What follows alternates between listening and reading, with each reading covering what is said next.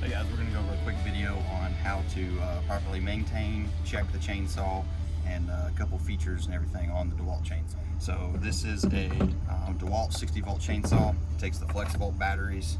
It runs off 60 volts, so you can't put a 20 volt battery in here. I mean, you can, it's not going to work. Pop that in, make sure you've got a full charge. If we're doing truck checkoffs, when we check these, we make sure that they have a full charge on them. This is the brake. Basically all the brake does is keep this trigger from being engaged. So if the brake is forward, it's on. So when you're holding the chainsaw, you can roll your fist forward and you lock that into place. And when that happens, you won't be able to get the chainsaw to come on. You pull that back when you're ready to cut, and then you can pull the trigger. When you're done cutting, you can roll back forward. That'll engage that brake again and keep any accidental activations from happening. So we want to keep all our tools clean and in good working order. These chainsaws have to have oil to run. You run them without oil, you'll burn up the chainsaw, you'll mess up the bar, it won't have the oil to lubricate it, it'll get too hot, will warp parts, will mess up parts, we can break parts, bad news. So always make sure this has oil at truck checkoffs, always make sure this has oil before we use it. It should always be in a ready state, so if we're using an emergency to cut a tree off of a car to get somebody out, we should be able to fire it up right away and use it and know that we have a sharp blade and oil inside it. So let's check the oil here. Over here on this side, we've got a little port here. Pop this up, we're gonna unscrew it, we're gonna check the oil level. So we have almost no oil in here, so we will go ahead and put some oil in here. I'll do that in just a minute. I don't have the oil sitting out with me right here. Chainsaws need to be clean. If they're nasty, it just isn't good to have a nasty chainsaw. They should be cleaned and we should take care of them. They'll last longer if we take care of them and keep them clean. 2, if they get nasty, they collect all sorts of gunk up under this cover, and when they do that, they will clog the port that allows the oil to go into the bar, that keeps the bar from getting overheated and then bending, warping, breaking bar and chain. So we got to make sure this stays clean. After use, when you take it apart, we need to clean it, air compressor to blow it out, wipe everything down, keep as much oil and stuff off of it so it's not all nasty, and we just want to take a little bit of time to keep up with our equipment. Let me show you how this operates here.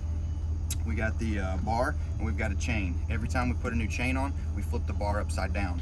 If we cut a bunch on one side of the bar or the other, it'll start wearing that bar down. We want to even that wear, so we flip it upside down. So if you look at it and you say, hey, your bar's upside down, technically sure, but it can go either way. We just have to make sure the chain is put on right. So I'm flipping this over right now while I'm working on this. But let's take a look at this cover. This is all toolless cover, so we don't have to have a chainsaw tool to be able to operate this. So what I'm going to do is I'm going to pop this large one up. This is the screw to be able to pop this cover off. This is the chain tensioning tool. I'm going to loosen this up a good bit. Now my cover's loose. I'm going to go ahead and loosen my chain. So now my chain is fairly loose, just like that. I can finish taking this all the way off.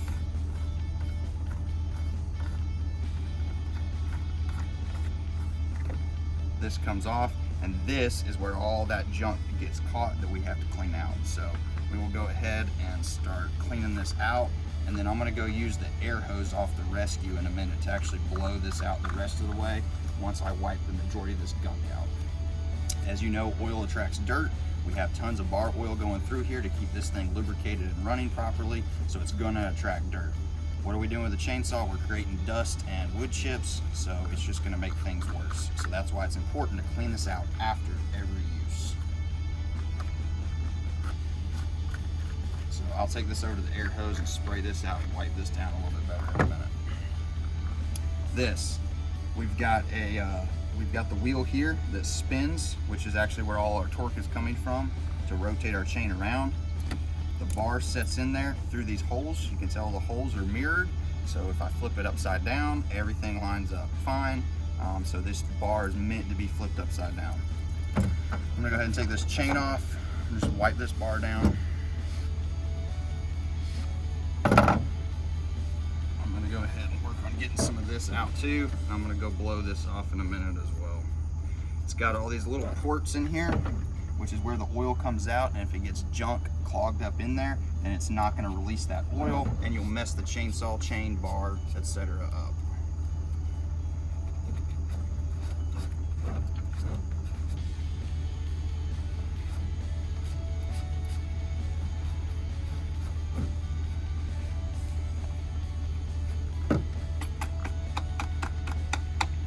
See how it gets all caught up in there?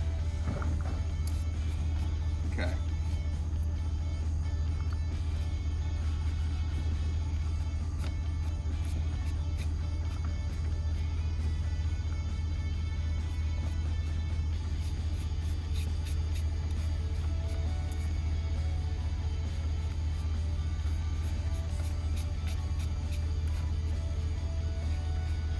Okay, that's better. Okay, so now for putting this thing back together. So this was right side up. I'm gonna flip this upside down now so we can even that wear out. You can see here, this bolt goes right in the middle, and then we've got this tensioner right here on this side. Okay, so this tensioner is gonna line up with this. If we go to put the chain on and it's too tight, remember when you're using the chainsaw, this chain is gonna heat up. That'll cause it to stretch. It'll get looser. You'll have to tighten it. When it cools back down, it's gonna wanna get really tight on you. So if it's hot and you mess up the chain or it's dull and you wanna swap it, you take it off. When you go to put that cold chain back on, it's gonna be a little bit smaller, so it's gonna be snug. So you may have to continue to loosen this up a good bit. When I loosen this up, you can see this pin going back. So we're gonna pop this on here. It should line up, it should make sense on how it all fits in there. Now let's look at the chain for a minute.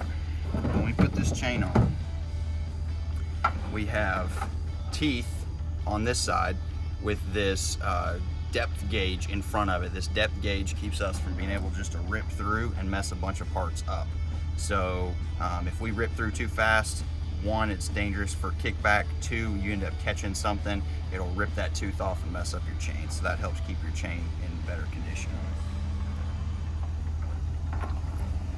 So when we have the teeth, the sharp part of the teeth toward the depth gauge goes forward. So when we put this bar on, it's gonna roll over the top and back underneath. So when we're cutting normally, we can place the chainsaw down on top of it and it pulls it into the chainsaw, and that helps prevent any kickback because they'll actually be pulling forward, but it pulls up against the chainsaw, which has these notches in it to help stabilize it on wood. So that's the typical rotation, and it even has it right here with the picture of the chain, so you know you're putting it on the right way. If you put this on and you try to cut and it's not cutting, your chain could be backwards, or you could have a really dull chain. So just make sure it's going on the right way. We won't be doing any chain sharpening by people that have not been trained in person on it. You can very easily mess up these teeth. Also, see, I'm having to adjust my tensioner right now to get it in there the right way. So also, keep in mind, these rotate around. So this tooth that ends up here, ends up back here a split second later and back up at the tip. I've seen people cut into the ground and hit dirt with it. It dulls the chain teeth. If you cut through metal, dirt kills these things. Do not cut through dirt. Don't let this touch the ground. Wood only, wood only.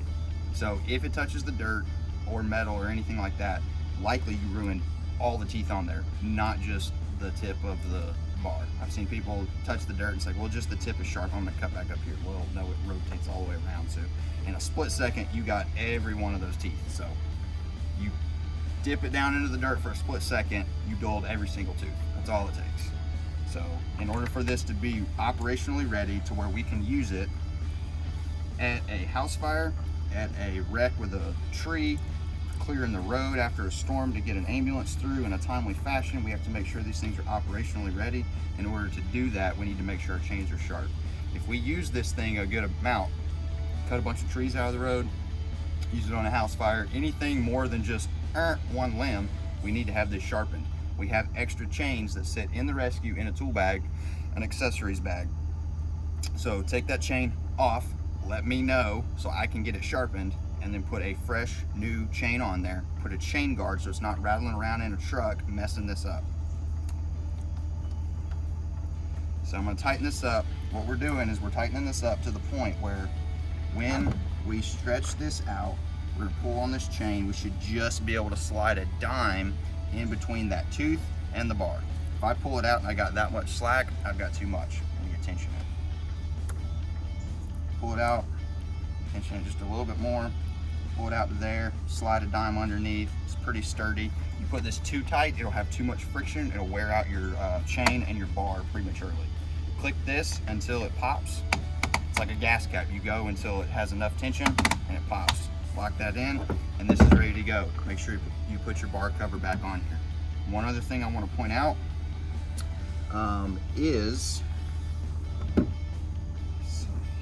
once you start cutting, we talked about this expanding, right? So you start cutting, it works up heat, it's friction, it's going to stretch this chain.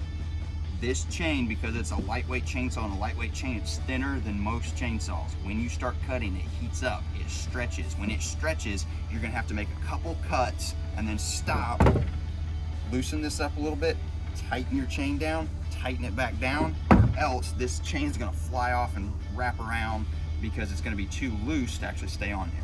When it's cold, it's tight. As soon as we make the first couple cuts, it heats up and starts loosening that metal a little bit, and it's gonna come off. So a couple cuts, tighten it up, and then you should be good for cutting for a while. Every time you stop though, put the brake on, chain brake on, and test your tightness to make sure it's where it needs to be. Make sure you don't have your finger on the trigger and this open when you're going to test it, because you could cut a finger off. So keep an eye on the tension of this, keep an eye on your oil level, and make sure everything is clean, put back in service at the end so we can grab it at a moment's notice and know it's ready to go to work. So that's all. If you have any questions, let me know. Thank you.